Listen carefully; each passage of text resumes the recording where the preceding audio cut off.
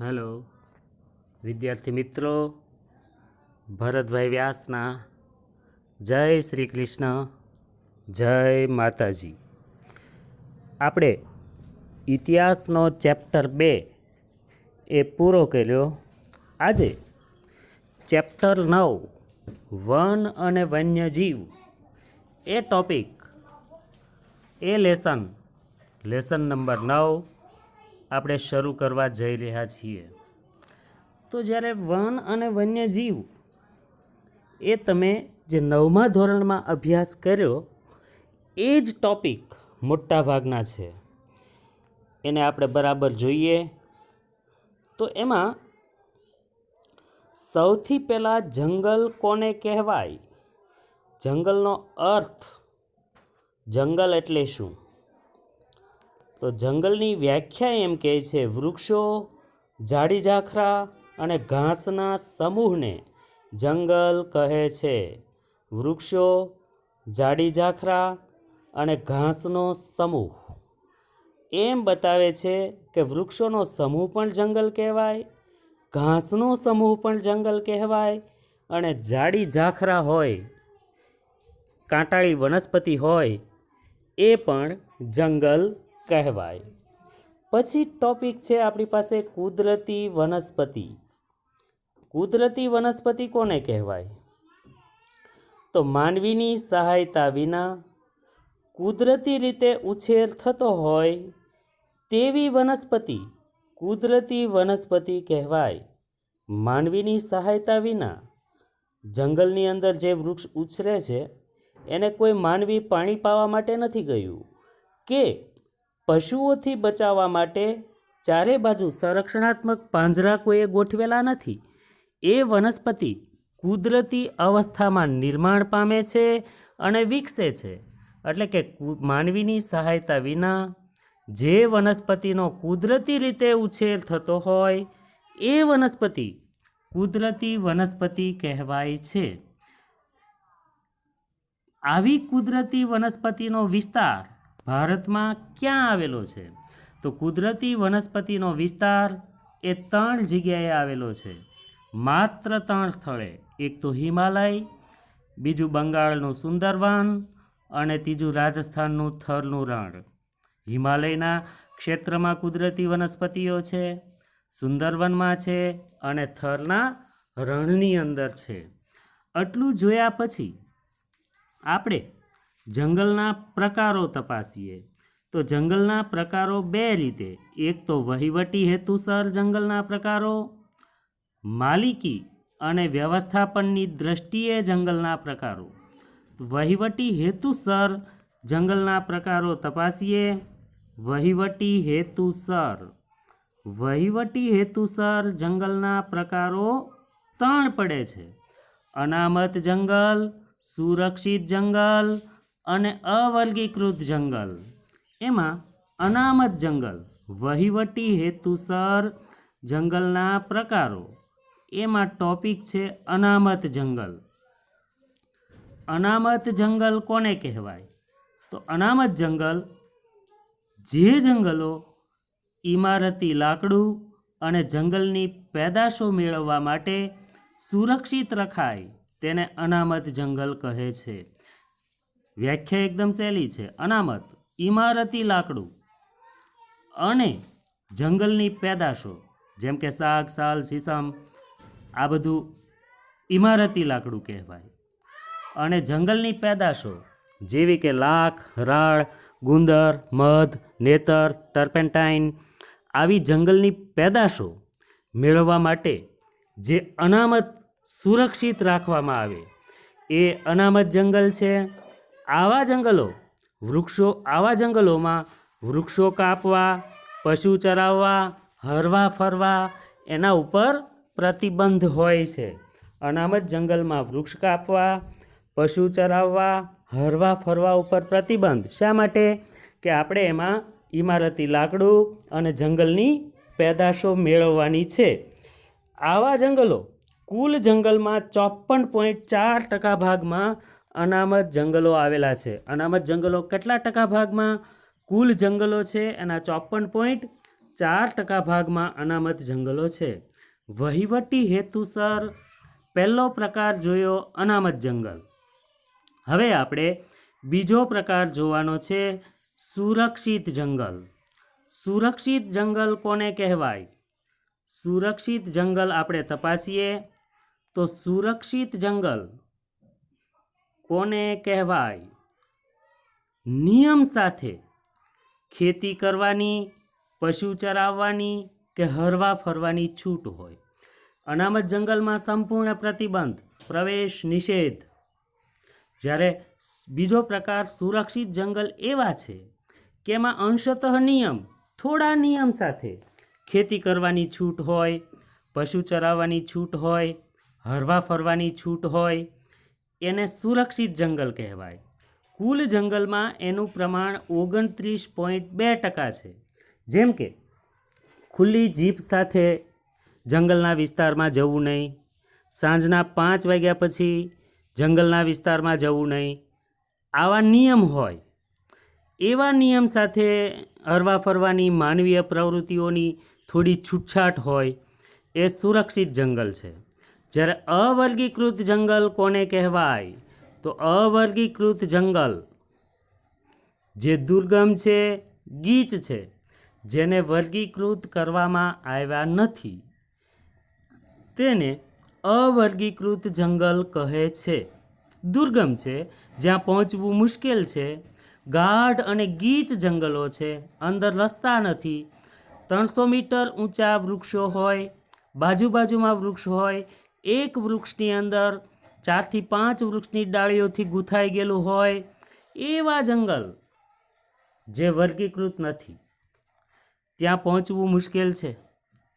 એ જંગલોમાં કેવા વન્યજીવો છે, કેવી વનસ્પતિઓ છે, એની કોઈ માહિતી નથી. આવા જંગલોમાં તમામ છૂટ છે.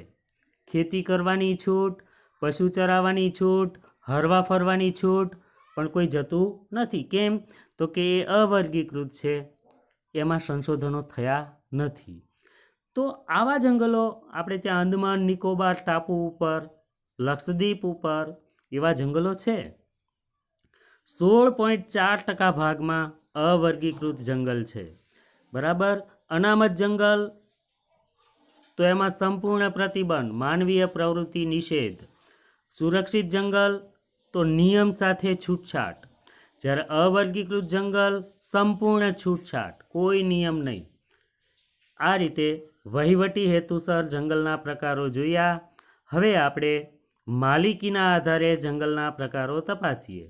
તો માલિકીના આધારે જંગલના પ્રકારો તપાસીએ. માલિકીના આધારે જંગલના પ્રકારો. માલિકીના આધારે પણ જંગલના પ્રકારો 3 પડે છે. માલિકી કોની? જંગલ કોનું? તો માલિકીના આધારે જંગલના પ્રકારો 3. રાજ્યની માલિકીના જંગલ.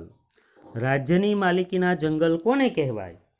તો જે જંગલો એની ઉપર કેન્દ્ર કે રાજ્ય સરકારનું નિયંત્રણ હોય, કાં તો કેન્દ્ર સરકારના સીધા અંકુશ નીચે જંગલ હોય, અથવા રાજ્ય સરકારના સીધા અંકુશ નીચે જંગલો હોય, એના રૂલ્સ રેગ્યુલેશન ચાલતા હોય, એ જંગલ રાજ્યની માલિકીનું જંગલ કહેવાય. બીજું સામુદાયિક જંગલ. સામુદાયિક જંગલ કોને કહેવાય? સામુદાયિક જંગલ તો રાજ્ય કે કેન્દ્ર સરકારની માલિકી હોય, એ રાજ્યની માલિકીના જંગલ કહેવાય. જ્યારે સામુદાયિક જંગલ, જે જંગલો પર ગ્રામ પંચાયત, તાલુકા પંચાયત, જિલ્લા પંચાયત, નગરપાલિકા, મહાનગરપાલિકાનું નિયંત્રણ હોય, સ્થાનિક સ્વરાજની સંસ્થાઓનું નિયંત્રણ હોય, એ સામુદાયિક જંગલ કહેવાય.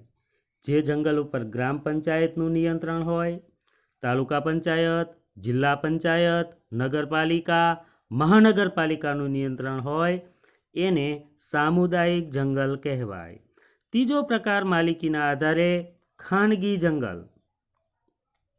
ખાનગી જંગલ કોને કહેવાય? જે જંગલોની માલિકી વ્યક્તિગત કે ખાનગી હોય, એને ખાનગી જંગલ કહેવાય. જો કે આ જંગલો મોટા ભાગે ઉજ્જડ થઈ ગયા છે. ખાનગી જંગલમાં માલિકી વ્યક્તિગત હોય, ખાનગી હોય, પોતાની માલિકીનું જંગલ, વ્યક્તિની પોતાની માલિકીનું જંગલ હોય, એને ખાનગી જંગલ કહેવાય. આવા જંગલો ઓરિસ્સા, મેઘાલય, પંજાબ અને હિમાચલમાં આવેલા છે. એટલે માલિકીના આધારે 3 પ્રકાર પડે: રાજ્યની માલિકીના જંગલ, સામુદાયિક જંગલ અને ખાનગી જંગલ. જ્યારે વહીવટી હેતુસર તો કે અનામત જંગલ, સુરક્ષિત જંગલ અને અવર્ગીકૃત જંગલ. હવે પછીનો ટોપિક જે પ્રશ્ન આપણને પૂછાય છે તે પ્રશ્ન આપણે તપાસીએ. નિર્વનીકરણ. નિર્વનીકરણ કોને કહેવાય? નિર્વનીકરણની અસરો જણાવો. નિર્વનીકરણ એટલે જંગલોનું નષ્ટ થવું. અહીંયા ચોખ્ખું લખ્યું છે નિર્વનીકરણ. નિર્વનીકરણ કોને કહેવાય? નિર્વનીકરણની અસરો જણાવો. નિર્વનીકરણ એટલે જંગલોનો વિનાશ થવો, જંગલોનું નષ્ટ થવું, જંગલો ઓછા થવા, કપાઈ જવા, ઉજ્જડ થવા. આ માત્ર ભારતની સમસ્યા નથી, સમગ્ર વિશ્વની સમસ્યા છે નિર્વનીકરણ. નિર્વનીકરણ શા માટે થાય છે? તો એ વિકાસ યાત્રાનું પરિણામ ગણી શકાય. દેશ વિકાસ પામે એટલે જંગલો ઓછા થાય. જેમ કે નદી ઉપર બંધ બાંધવામાં આવે તો એ વિકાસની યોજના છે, તેનાથી જંગલો ડૂબમાં જાય છે. રેલવેના ટ્રેક બને અથવા તો સડકોનું નિર્માણ થાય એ વિકાસ ગણાય, પણ એનાથી વૃક્ષો કપાય છે. આમ વિકાસ યાત્રાનું પરિણામ નિર્વનીકરણ ગણી શકાય. ઘણીવાર કુદરતી કે માનવીય હસ્તક્ષેપથી પણ જંગલો નાશ પામે. કુદરતી રીતે કેમ? તો કે આગ લાગે તો જંગલો નાશ પામે, દાવાનળનું પ્રસ્ફોટન થાય તો જંગલો નાશ પામે, અકાલ, પાણીની અછત, જંગલો નાશ પામે. એ કુદરતી હસ્તક્ષેપ કહેવાય. જ્યારે માનવીય હસ્તક્ષેપ તો માનવીય પ્રવૃત્તિઓથી જંગલોને નુકસાન થાય, એ માનવીય હસ્તક્ષેપ ગણાય. આમ નિર્વનીકરણ એટલે ટૂંકમાં જંગલોનું નષ્ટ થવું. હવે નિર્વનીકરણ થાય છે, જંગલો નાશ પામે છે, જંગલોનો વિનાશ થાય છે, તો એની પર્યાવરણ ઉપર કેવી અસર પડે? નિર્વનીકરણની અસરો જણાવો. આ લેસનની અંદર એક ચાવી આવશે, હિસ્ટોરિકલ લેસન છે. ચાવી આવશે કે ભાઈ સાંજે એક ઘરે નન્ની અને એની સાસુ બે ટેલિવિઝન જુએ છે. નન્ની પોતે પોલીસ ઇન્સ્પેક્ટરનો દરજ્જો છે, જ્યારે એની સાસુ જંગલ ખાતાની અધિકારી હતી. નિવૃત્ત છે એની સાસુ, અને ટેલિવિઝનમાં સમાચાર આવે છે. ટેલિવિઝનમાં એક કાર્યક્રમ આવે છે. કાર્યક્રમમાં એક વ્યક્તિને બતાવવામાં આવે છે અને એવી જાહેરાત છે कि इस शख्स को गौर से देखिए, ये है बांगी काका, इसका नाम हीरा भाई है. बांगी काका उर्फ हीरा भाई, इस शख्स को गौर से देखिए, ये